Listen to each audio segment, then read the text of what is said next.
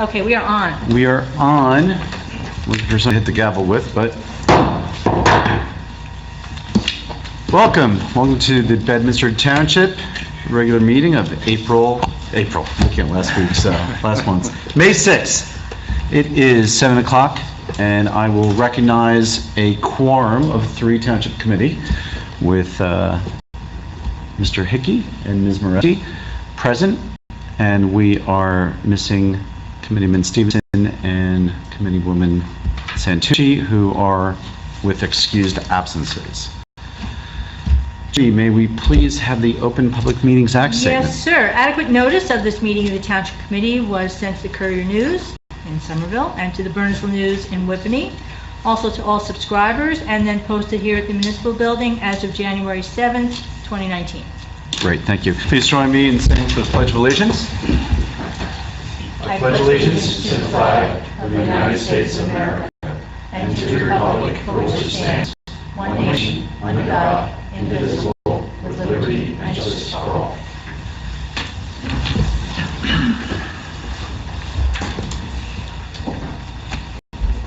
Okay, we have 2 meeting minutes to review and approve. And does anyone have any questions to the minutes or changes to the minutes that have not already been provided to Ms. Sullivan? Mayor, I have one quick one. Judy, on the JCP&L section, there's an extra E in the word B. Your spell checker wouldn't pick up on that. JCP. An extra. E on the end word B. Oh, well, look at that. Once you see, I'm paying attention. I know. Thank you. Regardless of that, I can't vote on it because I wasn't here last time. You weren't here. Right. Well, Renee? No comments. Okay, so motion to review and to introduce and approve. Motion to approve. Okay, I will second. Thank you. All in favor? Aye. Renee? Aye. Yes, thank you. Permits and raffles. We have 5 permits and raffles for review tonight. First one, social affair permit for the Willow School. Event held at the Willow School on May 10, 2019 from 5:30 p.m. to 8:30 p.m. Raffle license application for Freedom House, Inc. Event being held at Fiddler's Elbow Country Club on July 23, 2019 from 9 a.m. to 7 p.m. That's an on-premise merchandise. Raffle license application for Pedal for the Puzzle, Inc. Event held at 135 U.S. Highway 202-206 in Bedminster from 8 a.m. to 3 p.m. That's an off-premise 50/50. Raffle license for the New Jersey State Golf Association. Event being held on Trump National Golf Club, 900 Lamington Road, Bedminster at 7 p.m. Off-premise merchandise. And the last one, social affair permit for Bedminster PBA, Local 366. Event held at River Road Park on June 15, 2019 from 8:30 a.m. to 5 p.m. Judy, I presume that last one is the fall kickball tournament? tournament. Okay. Any comments or questions regarding the permits and raffles? Mayor, are we doing item F separately? Yes. Okay. Yes. No questions? Motion to move? Motion to approve? Second? Again, all in favor? Aye. Thank you. There is another application, which is the fireworks application for May 26, 2019, begin at 9:30 p.m. at Trump National Golf Club, 900 Lamington Road, Bedminster, New Jersey. And I believe we have someone who's here to talk about We have the application. Rob Totten from Trump National. He's head of security. Just as a precursor to his comments, I did receive everything is good from the fire official, and Chief Rock from the police department also emailed me today, said he had also reviewed the permit application, all was well. So, Mr. Totten. Mayor, please. So you just want to describe what's going on the 26th? Sure. On May 26th is our annual fireworks for our Memorial Day celebration. It's the same that we've had here every year, where we have the fire department present, and we shut down Copperwick Road for installation of the fireworks.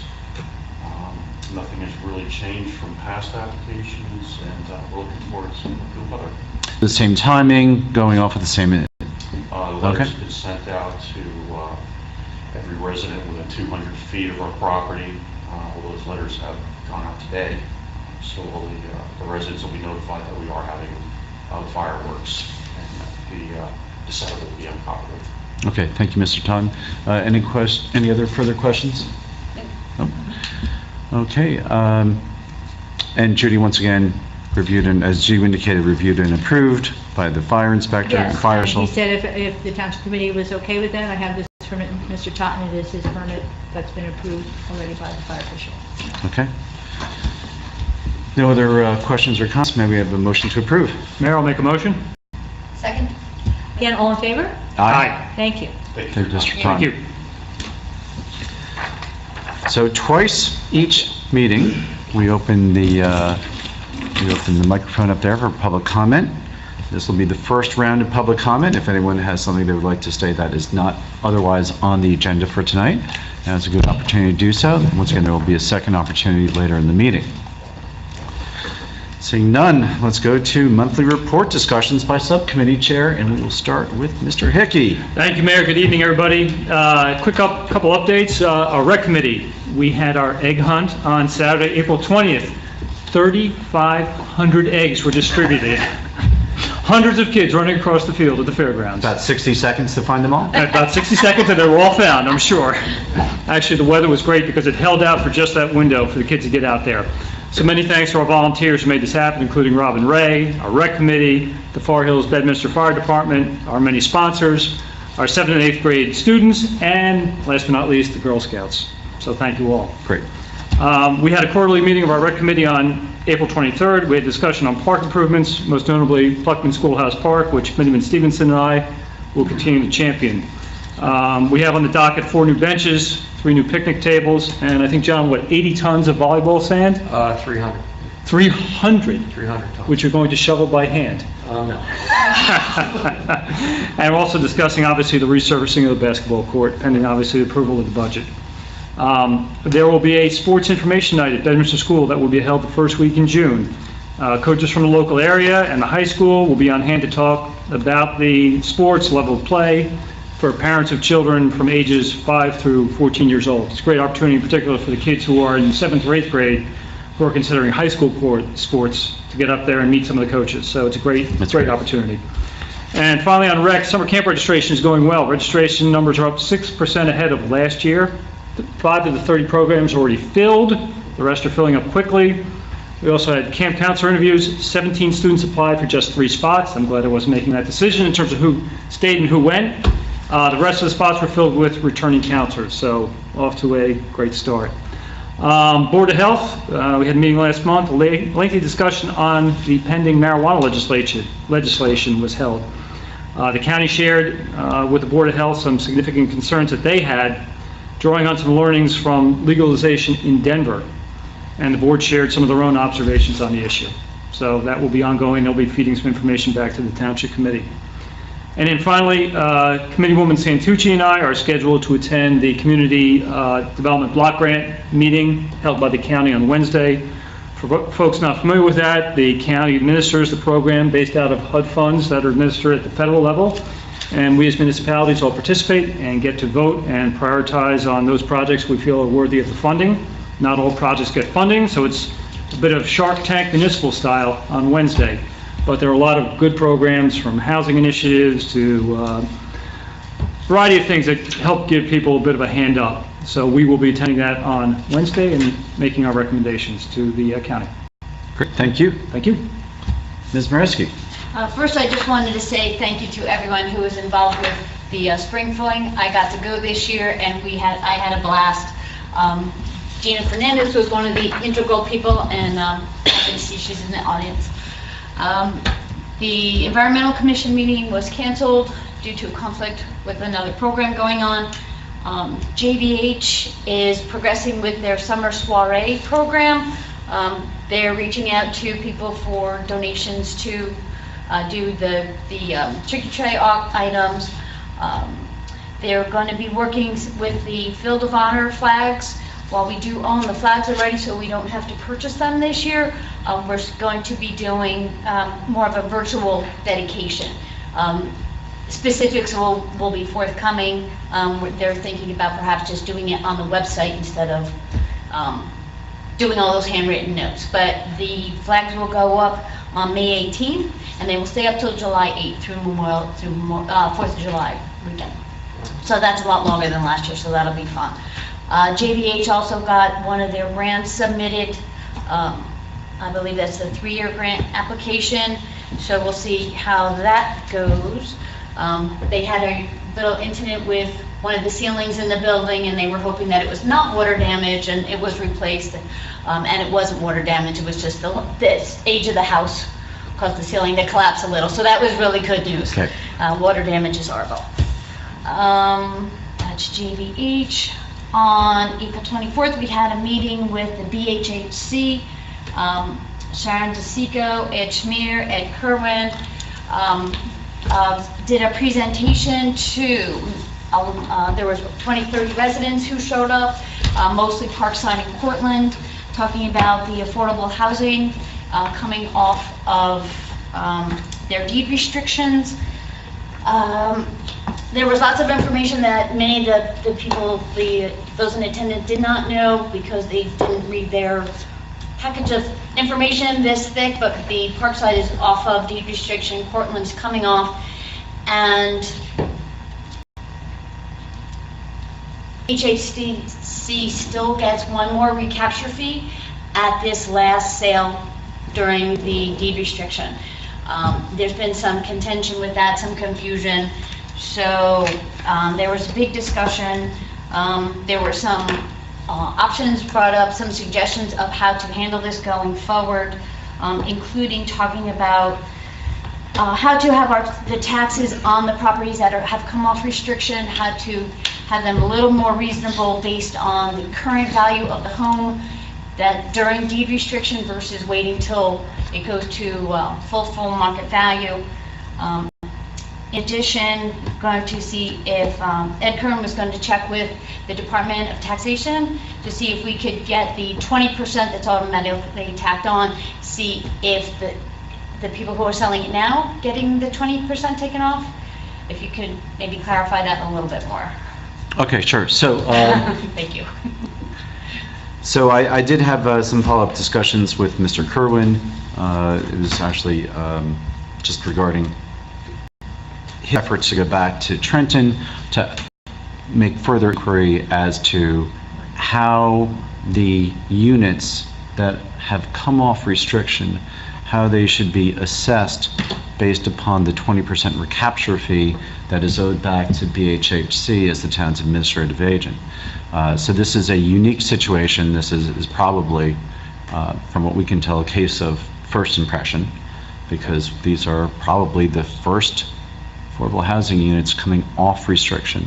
With the 20% recapture fee, there's 20% of the net increase from when the units were purchased to when they're being sold. And when they're being sold off restriction, that net increase can be significant. The 20% that is owed back to BHHC is 20%, but that's still a significant piece.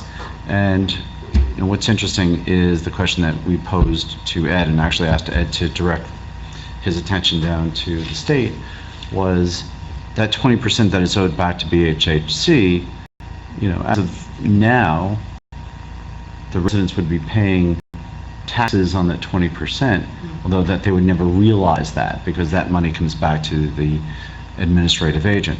So is there a way of working with the state to get some sort of allowance that 20% owed back to the administrative agent could be deferred or otherwise taken out of the valuation? Ed said typically that in the tax assessment, you assess the property as what it would be sold at fair market value. But this is a unique situation where fair market value may not really reflect the amount that the homeowner would actually realize. So Ed was making inquiry down to the state, and hopefully he hears back. And when he does hear back, I think both Ed Kerwin and Ed Schmier and Sharon DeSico were talking about having a subsequent follow-up meeting or email distribution or somehow getting that information out there to the folks in Parkside and Cortland who are most impacted by these issues. So that's, I think, covers the BHHC element. Land use board. There were no meetings since we last discussed. There is a meeting coming up later in May, so we'll have something to talk about then. But I do want to take the opportunity to mention two other items.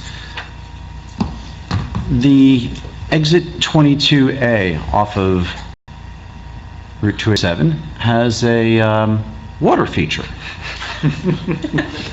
that's been there for, John, what do you think? Over here. Over a year? I think so. Okay, Pretty close. all right, so about over a year. It was enhanced by yesterday's rainstorm, by the And way. very nice, it's a very nice water feature. I'm not sure what's living in that water right now, but I imagine there could be some fishing allowed. It is season. Town fishing, town. I'm not sure if DP is stocking it yet, but it might be. This is the new exit 22. This is, no, this is the old exit 22. Okay. So I have had discussions with DOT, with Meredith. Meredith is talking to the contractor. They said they have it scheduled to be addressed in June. I asked Meredith to speak with the contractor and see what they can do about expediting that. As the weather gets a little bit warmer, let's get rid of it now. The equipment is there, the contractors are there. So I am waiting to hear back from Meredith on that issue, but we'll keep pushing her on that. The other thing I did want to talk about is through the Agricultural Advisory Committee, we've been working with state SADC, the State Ag Board, looking at some of the agricultural issues we have here in Bedminster. And one of those issues is the distinction between equine properties, those properties that are being used for equestrian and other horse-related activities, versus those that are being used for agricultural. And agricultural could be hay, could be crops, could be other elements. But here in Bedminster, a lot of our agricultural land is related to the equine industry. And there's this sort of disconnect within the State Ag Board versus equine properties and equine activities and equestrian uses, which may often involve folks giving lessons, having shows at their properties, versus just having horses for the sake of having horses, or breeding horses, which would clearly be an agricultural activity. But when you're doing lessons and shows, there's a question within the State Ag Board whether or not that activity rises to a more commercial rather than an agricultural one.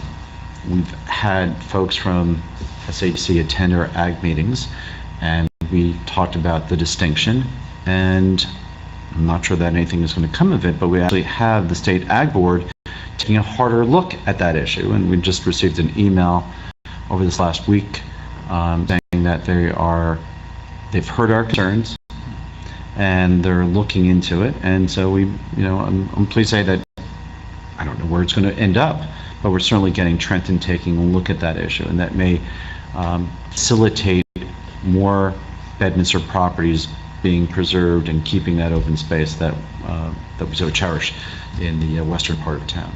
So there'll be more coming of that. And following on the equestrian efforts, the folks from the Agricultural Advisory Board and from the Township Committee were invited to attend the Garden State Horse Show up at the U.S. Equestrian Facility up in Bedminster, sometimes identified as Gladstone,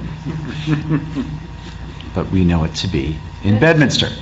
For those who don't know, the Garden State Horse Show is a statewide event. There's no fee, there's no admission to get in there. It's completely open, and it really runs the gamut from young children who are just beginning to learn to the higher levels of equestrian activities. And the night that we were there was on Saturday, and it was I guess the Grand Prix, and we were watching I think 4 jumps.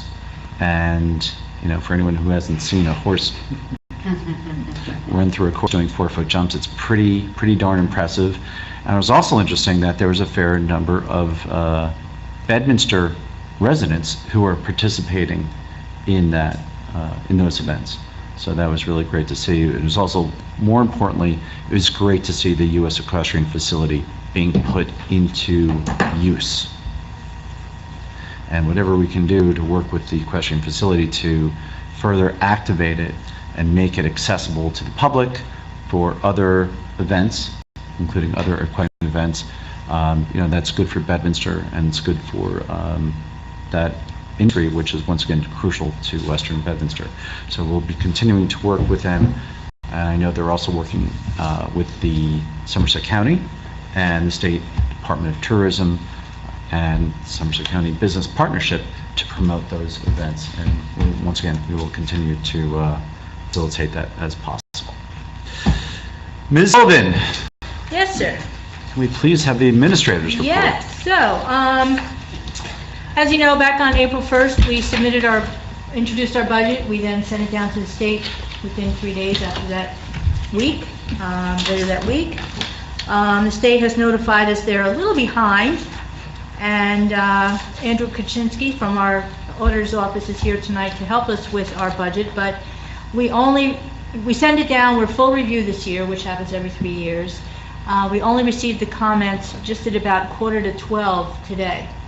And there were probably several pages of comments that need to be reviewed, and we need to give them some comments, and then they need to review the comments and make sure that they're satisfied with the comments. So obviously, we're not ready to adopt the budget this evening. We hope to have everything completed and back. Andrew and I were just talking before the meeting for our next May 20th meeting. But the public hearing was noticed for this evening, so we will proceed with the public hearing, but we won't actually take formal action with the adoption this evening. So, fingers crossed for May 20th. We're also sent out to you a few days ago, Somerset County Business Partnership, partnering with the Somerset County Governing Officials Association and AT&T Global Network Operations, which is here in Bedminster, are putting together, they've collaborated and are inviting the elected officials from Bedminster to a special event at AT&T Global Network Operations Center on Wednesday, June 19th at 5 o'clock. AT&T will be introducing their new FirstNet wireless communications platform and their new 5G mobile broadband infrastructure, followed by a tour of the GNOC facility. So they want representation from Bedminster, and they would like the mayor to make a few comments at that event. So if you can make it, let me know, and I'll respond RSVP to the business partnership that we will be there. So that will be a nice event. There is also we received a letter from the Historic Preservation Commission regarding changes to the township sign ordinance that they are requesting a review. So this should be sent to the Land Use Board first. So I did give a copy of the memorandum to the Land Use Board Secretary earlier today. She'll have it on the agenda for the next meeting, which will be this Thursday, and start with Land Use Board before it comes to the Township Committee for any changes regarding some signs, what they're calling feather flags, and temporary signs. So more to come on that. All right, I was present at the end of that historic preservation meeting when they did talk about that, and certainly the consensus around the room was that the abundance of the feather flags or the banner flags or whatever we want to call them has just blown up throughout the town. We certainly know that some of the businesses have been appropriately warned. I believe that the way it's currently drafted is that there's one flag per business or per property, and we've seen some businesses that have had 2 and sometimes 3 flags out there. So it's a problem that has not gone away, and that the Historic Preservation Committee obviously focused on the historic districts.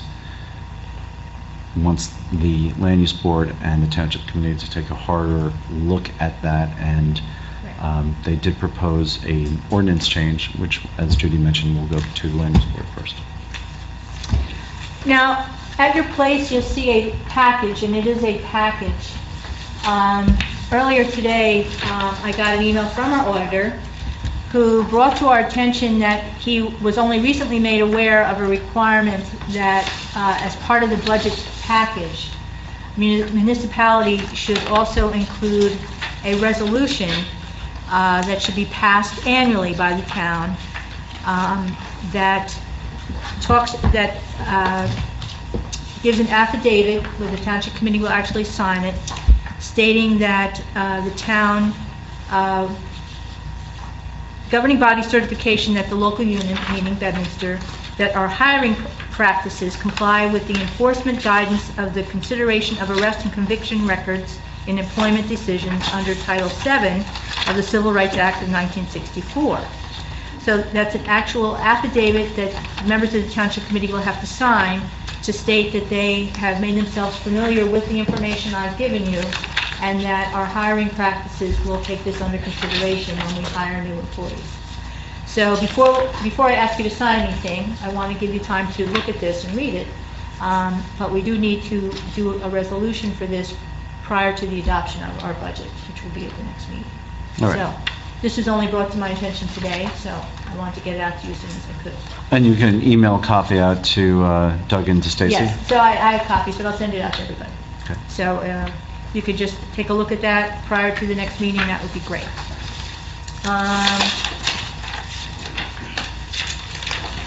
One other thing, when you go through your any of your reports, there's also a report in there from the zoning official regarding some additional zoning issues with short-term rentals. So you'll see that in the reports. So, and that's all I have. Okay. Thank you, Ms. Sullivan. Next is the discussion on introduced ordinances. We have none. The introduction of ordinances. We are not introducing any ordinances tonight. And the public hearing of ordinances, and we are actually, as Judy mentioned, we are hearing the public hearing for a number of ordinances, including 2019-03, which, now, Judy, should I run through these? So if you could briefly just give a summary of the 5 ordinances. 2019-7 will actually be amended, and we actually need to reintroduce that with the new number that we're going to be doing. There's a quick summary on your... Okay, so let's start with, these are the ordinances that are associated with the introduction and approval of the municipal budget and the spending packages that follow that. So ordinance 2019-003, this ordinance authorizes the first phase funding of a 2019 capital project, the engineering design for the improvements to River Road West, for which the township has received a NJDOT fiscal year 2018 municipal aid program grant for $205,000 and a NJDOT fiscal year 2019 municipal aid program grant for $250,000. Next is ordinance 2019-004. This ordinance authorizes the purchase of motor vehicles and heavy equipment for the Public Works Department as part of the regular vehicle replacement program at a total amount not to exceed $75,000. Ordinance 2019-005. This ordinance authorizes appropriating $351,500 for the Capital Road Management Plan in Bedminster Township. Ordinance 2019-006. This ordinance authorizes appropriating $10,000 for the 2019 capital plan for the shared municipal court in Bedminster Township. Ordinance 2019-007 is the ordinance that Judy just mentioned, so that the way it currently reads, the ordinance authorizes appropriating $25,000 for the 2019 capital plan for facilities in Bedminster Township. That ordinance will be amended from $25,000 to $40,000 to include additional funding for a direct install program being offered by NJDEP. Bedminster has been identified as a candidate for this program. Ordinance 2019-007 will be introduced at a new amount. John, when we reintroduce that, does it get a new number? Or do we keep it as 007? No, whatever it is, and it says the public hearing for this ordinance will be scheduled for May 20th, 2019. That's incorrect, because you're just introducing it on May 20th, 2019. No, can't we introduce it tonight with the new number? Oh, you want to introduce it tonight with the Yes, new number? Okay, right. that's fine. Okay. Okay, so then let's take a step backwards in the agenda, where it says... Because you don't have it under introduction of ordinance. No, I don't, You have it under public hearing. because we were going to have a public hearing at the 25,000, but I'd like to, So why don't we go back and... Withdraw that Why don't we go and back and introduce introduce that? Correct. And you're still going to give it the -007 number? I would like to, yes. Okay. So let's take a step backwards in the agenda and go back to, let's see, item number 10, introduction of ordinances. So this is to introduce 2019-007, which has previously been introduced at 25,000, and we will be now introducing that same ordinance with the same number at $40,000. So I believe do we need to make a motion to... So we need a motion and a second and a vote. So moved. I'll second. All in favor? Aye. Thank you all. Okay, so 29... Do a roll call on that. Roll call on It's that, mine. okay. Mr. For the Dickey? introduction? Yes. Okay. Yes. Mr. Aye. Reski? Aye. Mayor Jacobs? Aye. Thank you. So the public hearing for ordinance 2019-007 will be held on May 20, 2019 at 7 p.m. in these chambers. Thank you. Okay.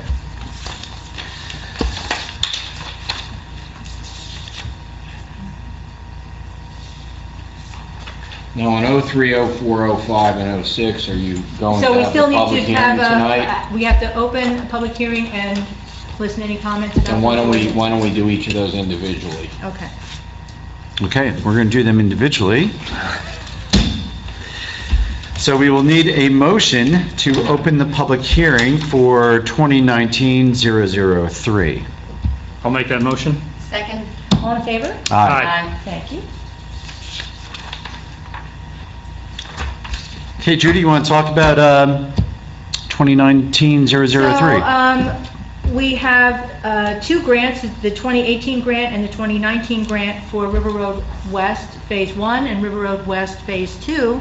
Correct me if I'm wrong, John. Phase 1 is for the section of River Road West from Rattlesnake Bridge Road out to the Tewksbury line. Reddington line, sorry. And then Phase 2 is from Copperthwaite Road to Rattlesnake Ridge Road. Okay. We're going to do those two projects together. We're going to be funding the engineering portion of this project, and we would hope to actually do the bid in the beginning of 2020 in the spring. Correct. Right, so this is just for the engineering portion of that project. But we do have two grants that will fund the actual, most of the project. And so in discussion during the budget session is that by running the two phases together, there are some cost savings on engineering and Correct. some of the other professional expenses and the permits and approvals from the state. And John, what's the anticipated, you talked about going to contract or sending bids out, is this through this bid program, or are we going through the county or the state? Probably be through a bid program unless we can determine that there's some cost savings with a co-op, but there may be, and I have to talk to the engineer, if there's any kind of drainage work or whatever, that kind of puts it outside the realm of what the co-ops have at this point in time, so it's probably a bid package that would go out there. So that's why the engineering cost is to prepare some drawings for state approval, and then we put a bid together, go out to bid very early in the year, hopefully get the bid done, and then award it, for the spring. Hopefully we get it done first part of next year. And when would we make that determination whether to run through the bid process or to go through the co-op program? Once we approve this, I will meet with the engineer and go through the steps with him, and I can get you a better understanding probably within a month. And just so everyone knows, by going through the co-op program, you eliminate the bid step. Correct. And it can quicken the process for getting the work underway. Correct. Okay. So this is a public hearing, and so this Need to is... close the public We hearing. close the public hearing. Well, do we take questions? Questions, yes. So does any questions from the public about 2019-003? Okay, may we have a motion to close the public hearing? So moved? Second? Again, all in favor? Aye. Thank you. Aye. Aye. So we will have the vote on that at the May 20th meeting. Okay. Ordinance 2019-004, this is the vehicle maintenance for public works. So Judy and John, you want to just, once again, walk us? This is our annual... Oh, wait, excuse me, I made a mistake. Went too quickly? Can we have a motion to open the public hearing I'll for make a ordinance motion. 2019-004? Second? All in favor? Aye. Thank you. So this is my annual ask of funding to replace certain vehicles within the Public Works Department. This year, we're looking to replace an older dump truck. We have had money from last year of $75,000, so the combined amount of $150,000 should buy the dump truck that we need, with a little remaining balance at this point in time. And John, with the old vehicle, what happens with the old vehicle? The old vehicle will be probably sent to public auction at the county facility. Okay. And there's anticipated very little revenue that comes back to the town on that. Okay. Any other questions for John on ordinance 2019-004? Any questions from the public about ordinance 2019-004? Seeing none, can we have a motion to close the public hearing on ordinance number 2019-004? So moved. Second? Again, all in favor? Aye. Thank you. May we have a motion to open the public hearing for ordinance 2019-005, which is the appropriation for our capital road management plan? I'll make that motion, Mayor. Second? Again, all in favor? Aye. Aye. Thank you. So Judy and John, can you tell us about 2019-005 and the capital road management plan? Sure. We do an annual capital road management plan each year, trying to identify roads that we can repave, upgrade with some funding that the township allows, using some co-op pricing. At this year, we are going to look at the area near the River Road West project, where there's a few roads out there, Janelle Drive, Janelle Drive, Laurel Lane, and Hometown Lane. We're going to pave those so that when the River Road West project is completed, the section of that area of the township will be accomplished at that point in time. So that the funding, I'm hoping the funding that we currently have in this ordinance is more than sufficient. Then the remaining balance of this ordinance will move forward to future years, or it could help us set some of the capital costs for the River Road West project if we don't have enough funding in the grant. And John, so this is a rehash of some issues we certainly discussed during budget sessions. So for Lampong and Laura Lane and Janelle, so these roads have already been identified and put in queue for improvements and repairs and for needed maintenance, just as we've talked every year that there's a number of roads we have in town, and to some extent we rely upon John and DPW, as well as some residents informing us of changed conditions of roadways, so that John can run through them and with a discerning eye identify and prioritize those roads that are in need of repair. Given the proximity of these roads to River Road West, both Phase 1 and Phase 2, you anticipate that it would be same contractor or same co-op, or is there a savings on mobilization, demobilization? No, if we use the co-op for this year, which I'm assuming it's going to be, then I don't know, because co-ops run on a calendar year for the most part. So next year, that the co-op may change to a different contractor, so we just never know what's going to happen with that. It makes logical sense to try to accommodate these roadways. They might not be the worst roads in town, but it just makes better sense, management sense, to try to complete these roads. And just, I mean, I think most of the Township Committee members understand this, but, you know, for the record, we are eligible for DOT grants on roads that are connectors. So in this case, connecting to Rattlesnake and also connectors where the roads cross municipal lines. So with River Road connecting to Reddington on the western side, it's eligible for DOT grants, as opposed to Laura Lane, Janelle, and Lamatong, which two of those are actually don't connect to anything because they're cul-de-sacs, and the other is just an offshoot of River Road, so it's not eligible for the DOT grants. So this is why it falls within our capital ordinance without the corresponding DOT grant offset. Any further questions or any questions from the public about ordinance 2019-005? No? May we have a motion to close the public hearing for ordinance number 2019-005? So moved. I'll second. And again, all in favor? Aye. Thank you. Aye. Next, may we have a motion That one's to... also going to May 20th. May 20th, yes.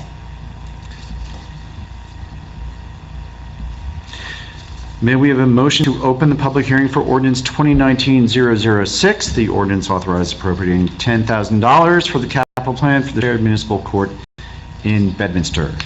I'll make that motion, Mayor. I'll second. Again, all in favor? Aye. Ms. Sullivan, So this is an ordinance, we normally maintain $10,000 for any improvements to the shared municipal court, which is Bedminster, Peapack, Gladstone, and Burnettville. Last year, we did some improvements to upgrade the court with us joining all together with Burnettville and moving everything over to this room. We depleted the ordinance that we had in place, and that's divided up amongst the three towns based on their caseload, so it is shared, that cost. We don't have any specific purchases at this time. Other than the direct install.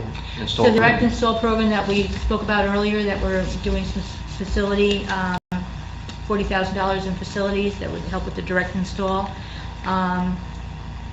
There could be a portion of that cost for the direct install program applied to the court capital ordinance, because a portion of that is shared by the court. So we might steal a little portion of that ordinance, the court ordinance, to assist with the direct install program. Other things we might be doing, we're looking at any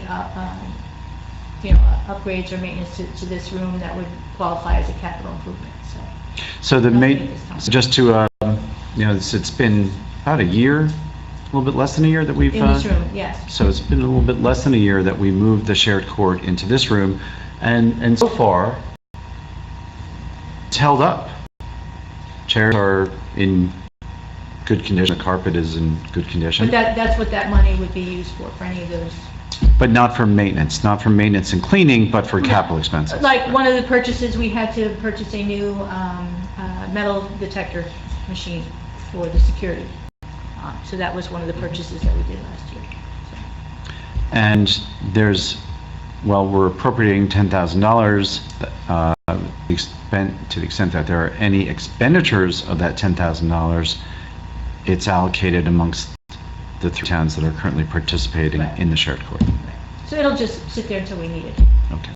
So our portion would be what, out of the $10,000? Our portion is around $4,500. Okay.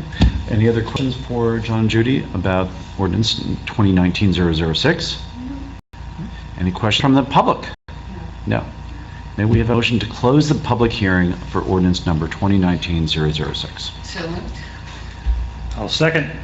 Again, all in favor? Aye. Aye. Okay, that will also be adopted at Well- the May 20th meeting. Right. After the budget. May 20. So just to reconfirm, 2019 ordinances, well, let me go back, 2019-003, 2019-004, 2019-005, 2019-006 will be heard, won't be heard, we've already just heard them, but they will be voted on at the May 20th meeting. The public hearing and the vote for 2019-007 will be on May 20th. Yes, thank you. Okay. All right. On to resolutions. Judy, the first resolution we have is 2019-047. Resolution approves refund of land use board escrow monies to Stephen Russmeisel.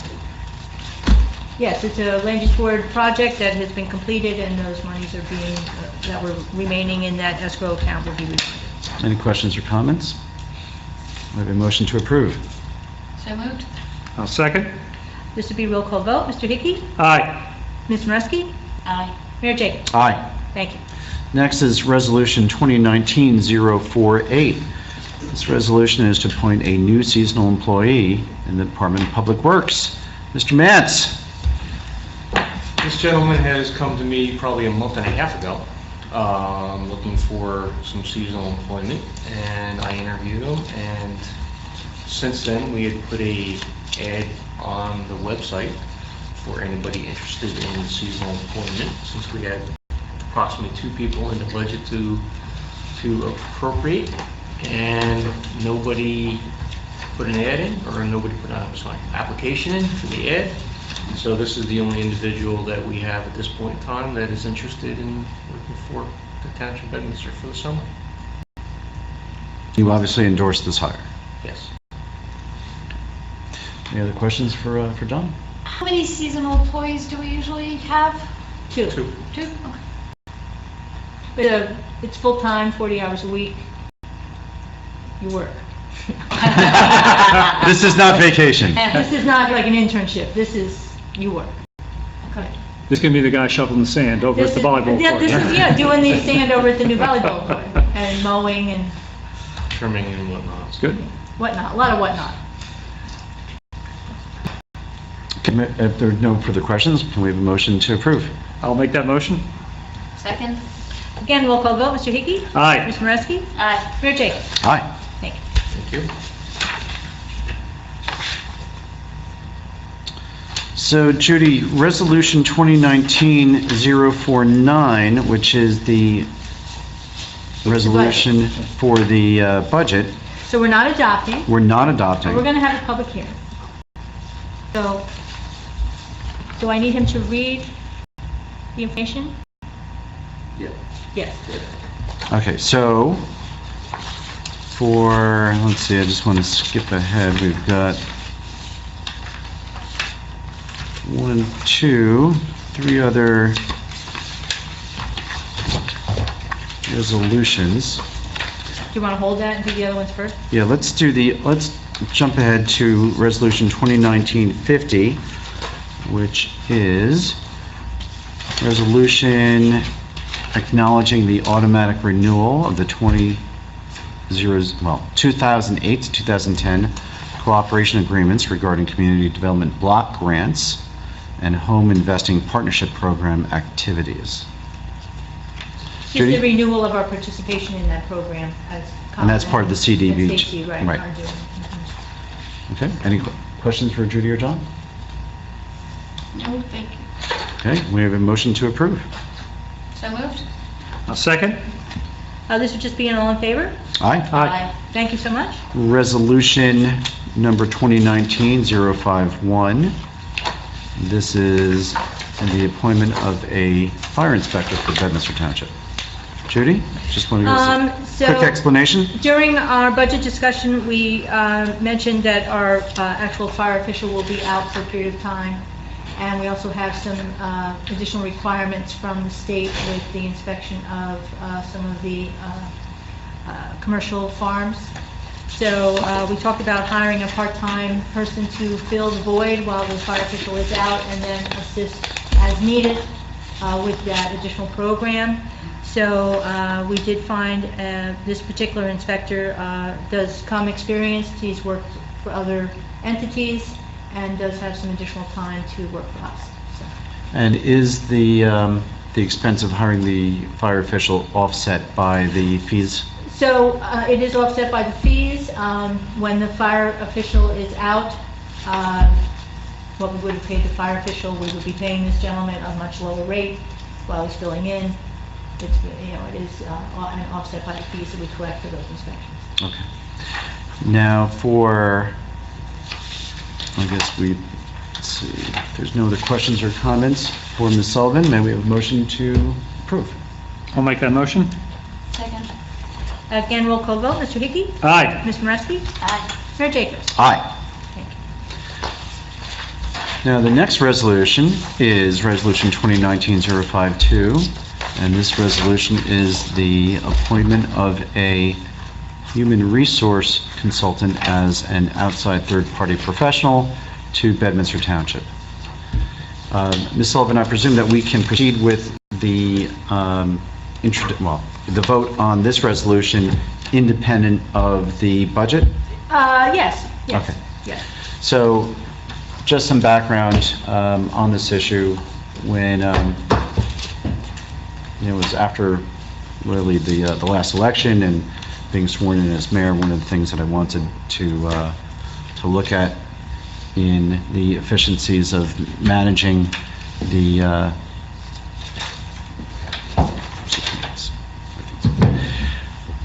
township from an administrative level is the need to bring in HR consulting.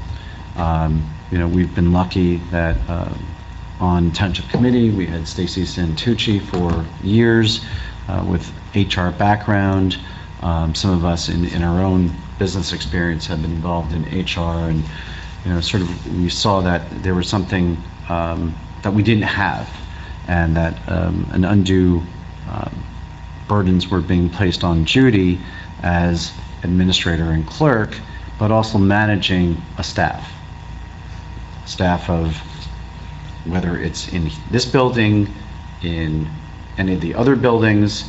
It's questions, it could be questions from interpersonal issues, it could be questions on harassment training or any other discrimination training that is coming around, as well as dealing with the ever-increasing complexity of benefits, healthcare, vacation policies, and other plans that are being put out by the state and that are also consistent with some of the contracts and our own employment situations, our employee handbook and guidance that we have here. As an attorney, we see this often a lot in my own business, where we have our employment attorneys come out and they give speeches about what's going on in employment law issues, and it seemed to me that hiring someone who was an expert in this area is something that we needed. And I'm looking at this as, to some extent, risk management protection for the town. Certainly, anyone who's aware can just open the paper just about every day and see articles about lawsuits and litigation and settlements being made by municipalities, often related to employment situations. So this is something I've been pushing for a long time, and I'm really glad that Committeeman Stevenson and Committeewoman Santucci really pushed this forward, working with Judy and doing interviews. And Judy, so now I'm just going to turn to you, since you were involved in this selection process. Well, it took a little bit of time with the help of Mr. Blardo's office and also Mika Sharkey, who's our risk manager. We worked together, came up with a draft contract, came up with the required insurance protections that we need to have in a position such as this. And those were identified and were reviewed, and we had a lot of back and forth between the consultant and our professionals to make sure we had all the boxes checked. So it took a little bit of time to get all that done. There was a lot of back and forth, but we accomplished that at the end of last week. If you could just walk through the screening process, that it was noticed. We interviewed several candidates. We probably had close to 20 applications. We identified the top candidate and then moved forward. Actually, she came in this morning. We reviewed the contract that Mr. Blardo's office put together, and talked about some of the projects we have that we'd like to see her take on, and that it might be the best idea to have a meeting with all the department heads and have her come in and meet all the department heads, get to know the staff and make herself available and what her availability would be in contact and, dealing with issues. So it was a nice meeting I had with her this morning, and she's, ready to come to work for us. She will be handling some other towns as well, locally, and she herself is also local to us, only in Basking Ridge, so she's close if she needs to be here or can be handling things on the phone or through email. So. That's great. And once again, I know they're not here, but I do want to extend appreciation to Yeah, Doug and Stacy were to Doug very and involved Stacy, in the process. who were involved right from the very beginning. When I raised this idea, they both endorsed it, and they spent a lot of time and effort looking at the resumes, conducting the interviews, and eventually making the final recommendation for the HR person that we're about to vote on. So any other questions for Judy or for John on this? Or John, do you have any comments about the agreement? No, Mayor. Okay. Fairly standard. Okay, may we have a motion to approve? Resolution number 2019-052. So moved. I'll second. Again, this would be a roll call vote. Mr. Hickey? Aye. Ms. Moreski? Aye. Mayor Jacobs? Aye. Thank you. Thank you. Which brings us back to Resolution 2019-049. And I'm just going to need a little help here since we're introducing a resolution Similar to for the ordinance. public hearing of the municipal budget that we are hearing tonight, But but not we are voting. not voting on. Right. And Judy, you told me that I have to read something I think it's where outlined Andrew's here. going to yell at us. Okay, so this is what I'm to read. Yes.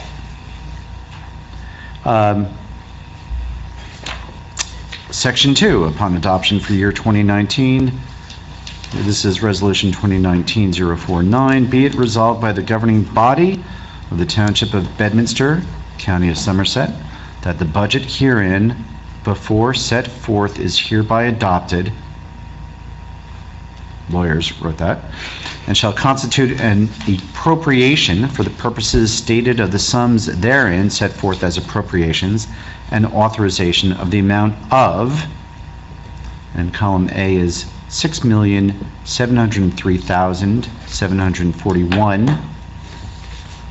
$6,703,741.65, which is for municipal purposes. It is blank for school purposes in type 1 school districts. It is blank for the amount to be added to the certificate of amount to be raised by taxation for type 2 school districts. And it is blank for item 4 to be added to the certificate to the amount raised by taxation for local school purposes. Oh, wait a second, I think I just read that. I already read that, sorry. It's only 2 blanks. The next number is $367,316.52, which represents the Open Space, Recreation, Farmland, and Historic Preservation Trust Fund levy, and $844,798, which is the library tax. So that is the amount. That's the section I was supposed to read, Correct. and that is Resolution 2019-049. So if we could open the public hearing. Now, so we need a motion to approve the resolution to open the public hearing. Well, we're not approving the resolution, we're just opening the public hearing about the resolution, about the budget. We'll be adopting. So the resolution at the next- 2019-049, Will be adopted at the next meeting. so that's not a motion to approve the public Just open hearing. the public hearing. Okay. So moved. Second.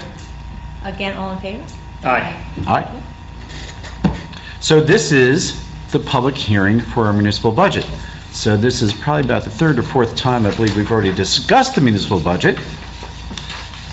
Ms. Sullivan, is there anything that you would like to... I just want to touch on a couple things. You have, there was information put in the back of the room that shows the actual legal notice that goes in the newspaper that has a lot of the numbers that you just read, the detail of those numbers, of what makes up those numbers, and also includes numbers about our sewer utilities. So that's in the back of the room.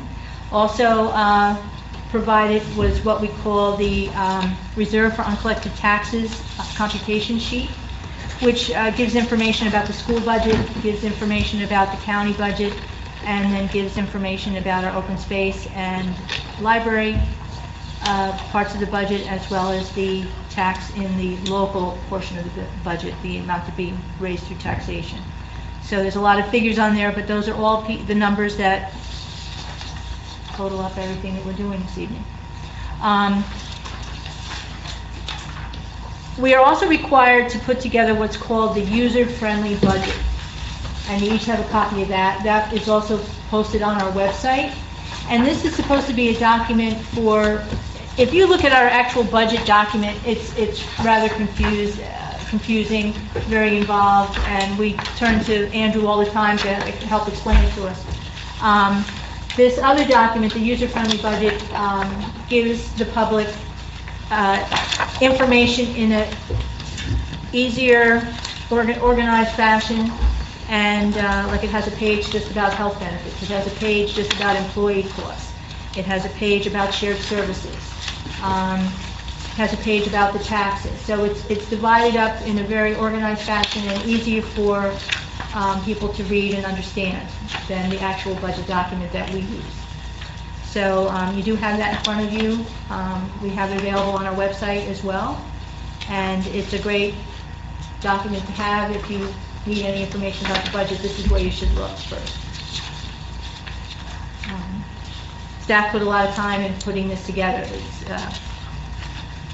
It's a user-friendly budget. It's not so friendly with the staff is putting it together, but it does provide a lot of information for the public.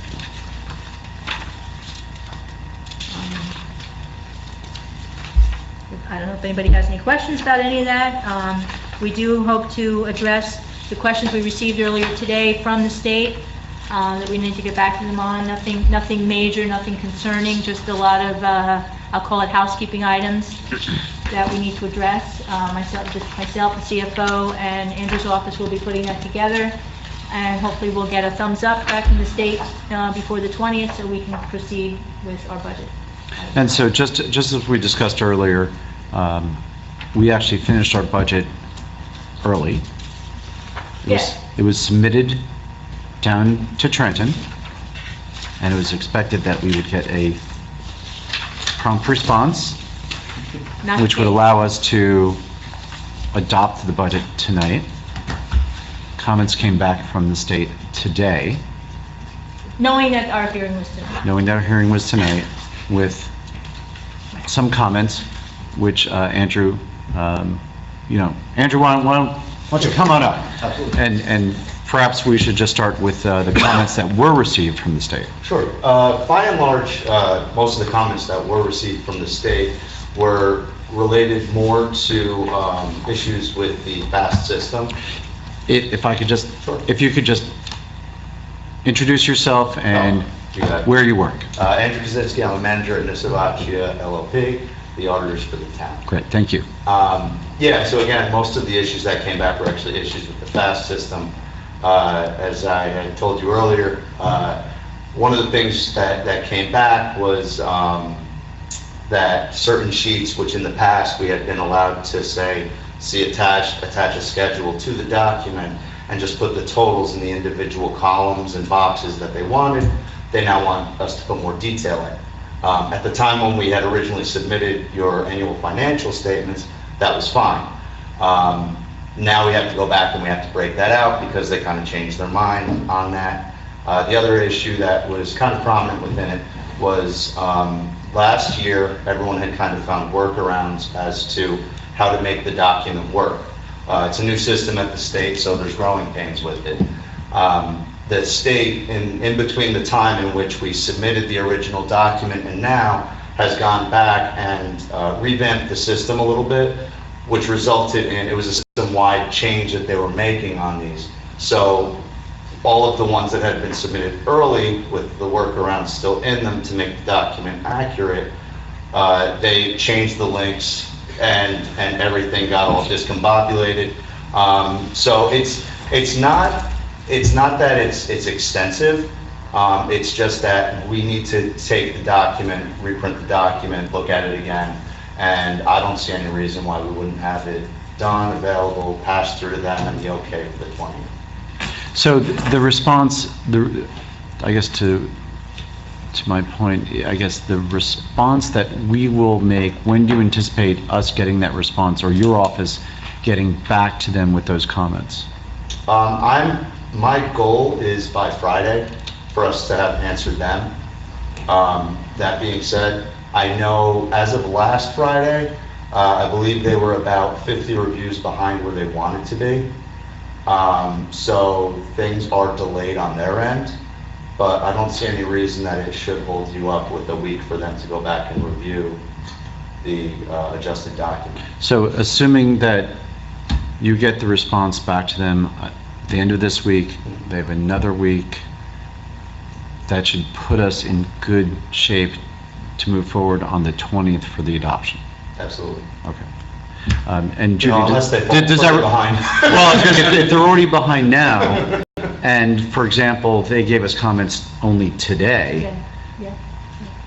is I mean, there? this isn't just Bedminster, Right. this is... Yeah, this is everybody. Everybody. This is every municipality in the state of New Jersey is having the same. Are there any ramifications if the state doesn't get back to us by the 20th? They're not enforcing anything upon the municipalities because they know the issues. They know that they're behind, so they're not coming back at us with anything like incurring any fines or anything like that. So there wouldn't be anything coming back at this time. Okay. But I really don't see, they've been faster with their responses as to the change documents than they have to the initial review. Okay. So I would assume that a week of time should be more than enough for them to get back to us. Fingers crossed. Fingers crossed. And Andrew, just for our viewing public, the FAST system is a state-administered system that, just, can you give a little description of what it does? Sure. So what it is that we used to do everything on a paper format. We would print everything down, we would hand sign everything and send it down to the state. 2-3 years ago, is it 3 years already? Yes. They started this, and it was going to be the new wave. It was going to be the best way to do things. It was going to make everything so much easier, and it just hasn't gotten there yet. You can see the potential in it. You can see the ease that's going to come out of it eventually, but the kinks are still there, and they're still trying to work it out. The end result is that what winds up happening is that we still do our paper copy of the financial statements. Because without it at this point, we can't complete the document in the FAST system. So again, everything is kind of somewhat delayed because as everyone's learning to use the system, do the data entry, they're finding mistakes. Like with anything else, we run into a mistake, we get our workarounds, now they're pulling those out. Theoretically, next year, everything's supposed to be wonderful again. So. But that was what they said about this year. Heard that before. And FAST is an acronym for this software program that... Yeah, I don't even remember what it says. Financial something. Yeah. Apparently it's not. Yeah, right, not so fast. Not so fast. Yeah, it's ironic. All right, any further questions for Andrew or for Judy regarding the budget? So it's not that they're questioning any of our numbers, it's just the format for the computers, That's for the correct. software? That's Okay. correct. Well, that's good It's, news. a lot of the stuff that's come back is, this doesn't equal this on this page, and the second that I read, I go, oh, because I typed it in. And when they went and they fixed these things, they pulled out the ability to type it in. So I was trying to pull it from somewhere that doesn't exist. So it's, like I said, it won't take very long for us on our end to fix it. It's going to be more of how much time it takes for them to get back to us again. Now, and these comments are, so the response back to the state is through the FAST program again? Correct. We will go back in, we will make the adjustments and the changes that they requested and then notify them that they have been made, at which point they will go back in and re-review the document. Okay. Thank you. Good. And since this is the public hearing, any questions from the public regarding the 2019 municipal budget? Okay. Seeing none, can we have a motion to close the public hearing? I'll make that motion, Mayor. Second? All in favor? Aye. Okay. Andrew, thank you. Okay. Very well. Thank you, Andrew. Have a good evening, everyone. And once again, the vote on the municipal budget will be, and that is, May let's see, 20th. May 20th.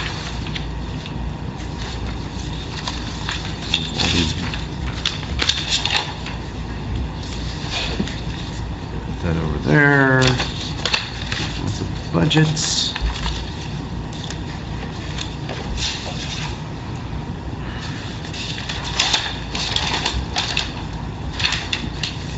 With all those, the adoption of those resolutions, there's no consent agenda No. tonight. May we have a motion to approve the bill list pending review of individual invoices? So moved? Second? Roll call vote, Mr. Higgy? Aye. Ms. Mareski? Aye. Mayor Jacobs? Aye. And if we could do Ms. Santucci's and Mr. Stevenson's. Brought them all out. They're all, Okay, thank you. they'll be divvied up and accounted for. Discussion items. Is there anything that committee members want to put out for discussion tonight? No. New business. Any new business that committee members want to put out there? No. Old business. We'll start with short-term rentals. I sent an email around with a link to an article that was in NJ.com about the latest goings-on in Jersey City. And I believe it was, it was in Jersey, it was NJ.com, it was Jersey Journal, which is a Jersey City newspaper. And it was an editorial asking or recommending that the Jersey City Council take some time before they move on some Airbnb ordinances.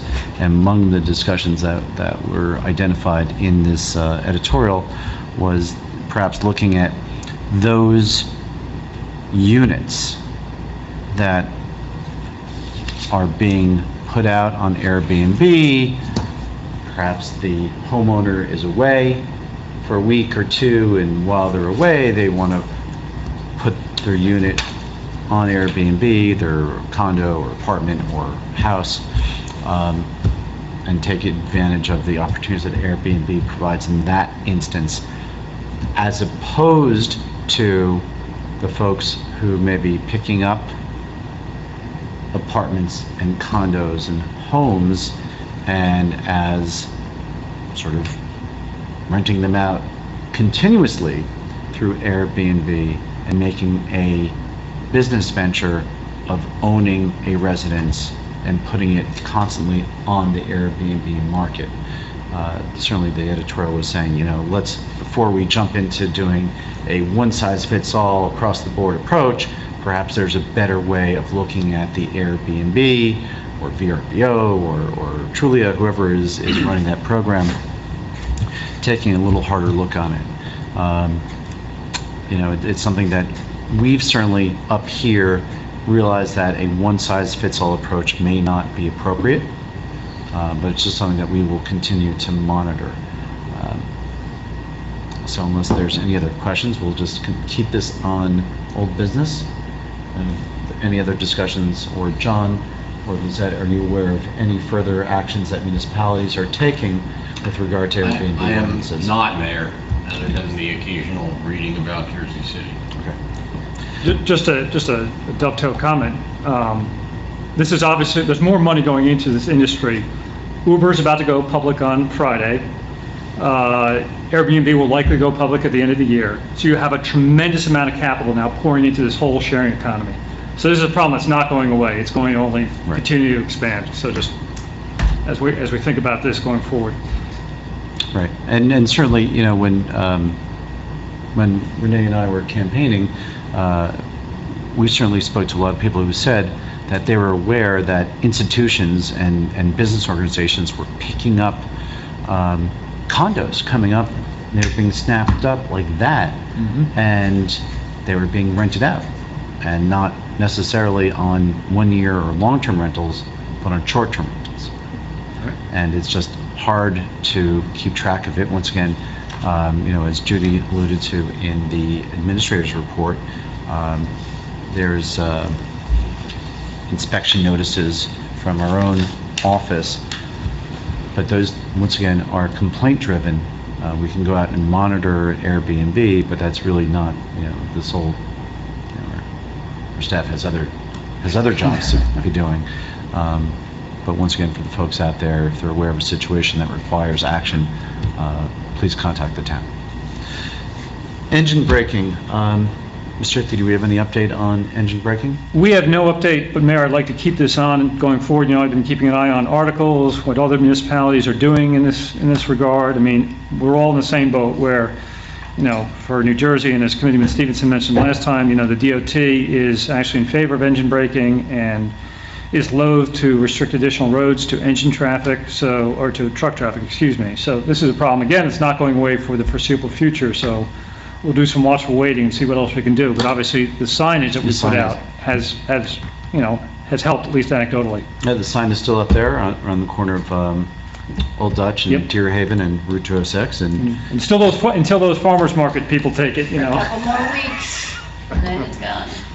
it's all about signage. Yes, that's basically it. Pluckman Park. There have been some developments with Pluckman Park. This is the senior citizen facility down on Route 202, 206. Ms. Sullivan, you want to just give us an update on where we stand with the zoning official and code enforcement? There have been some repairs. It's moving rather slowly. Construction department and zoning official have been watching this very closely. There are several violations that have been issued that now require follow-up and repairs to be put in place. They're not complete yet, but as I said, they are happening, but very slowly.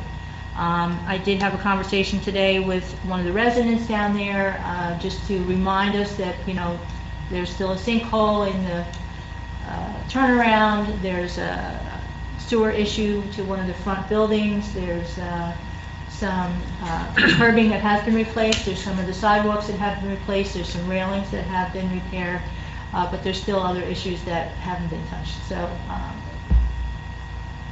it's better, but we're not there yet. And we have assessed penalties. Yes. And those penalties have not been paid, No, they have not. but No, the penalties are due when before the final permit is issued, or the permit approval is given. The penalties must be also, satisfied, and so that hasn't happened. And how many additional permits are pending from the property manager? That I'm not sure the exact number. I know there are several. I know Okay. there was 5 or 6 violations issued, so. And has there been any further communication with the property manager about what their expectations and what their timing are? The property manager was in, not this past week, the week before, to address some of the questions regarding some of those permits. I don't believe she was in last week, but, so I'm saying it's moving very slowly, but it is moving. Okay.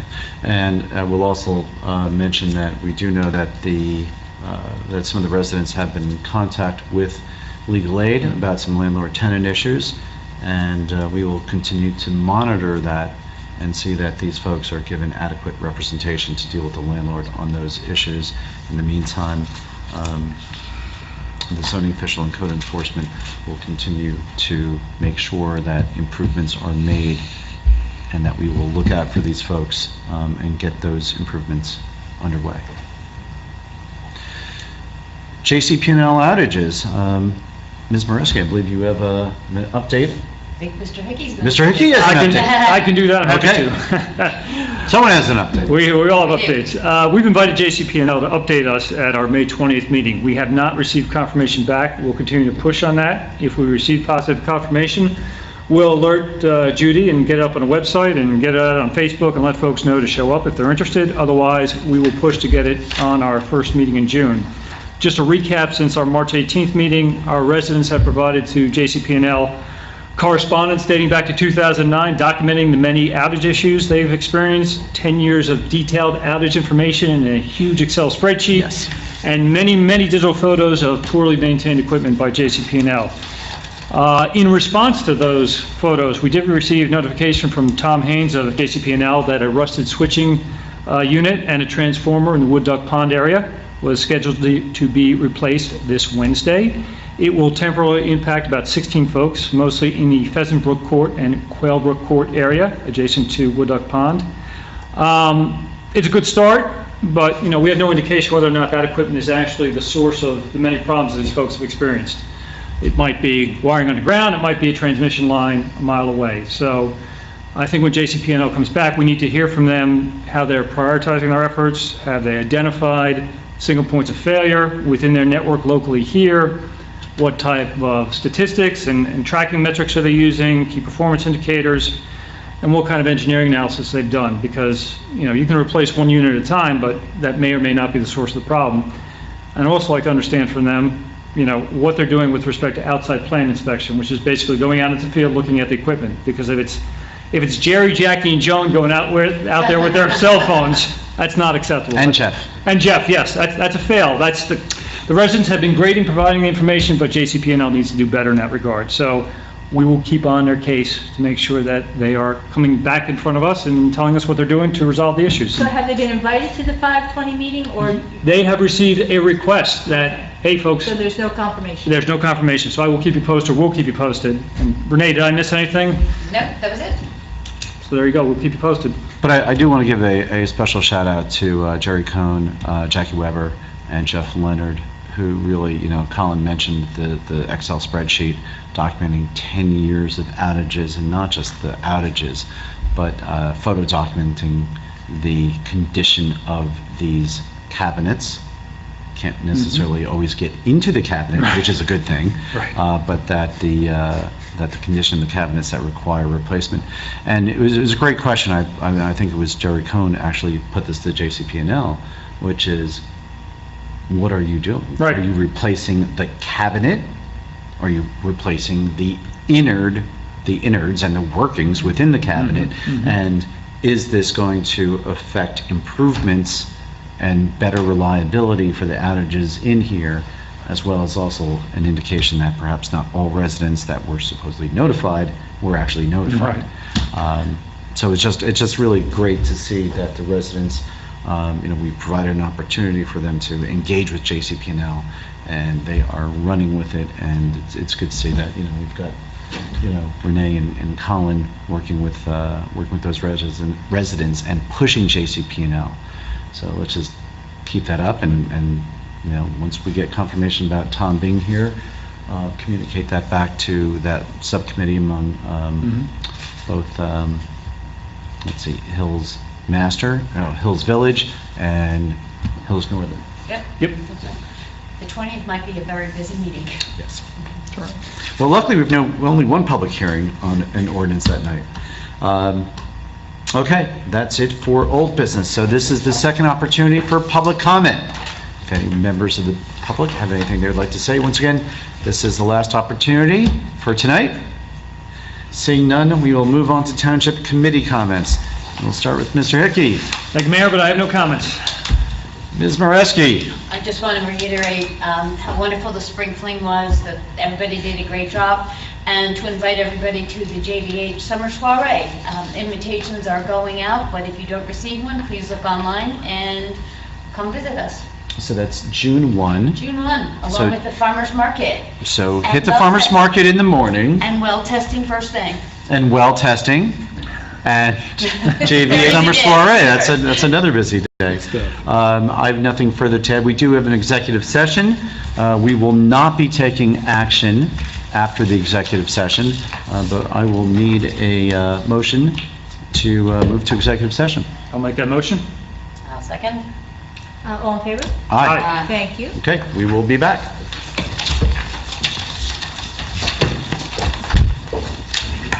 Running back to our seats. Okay.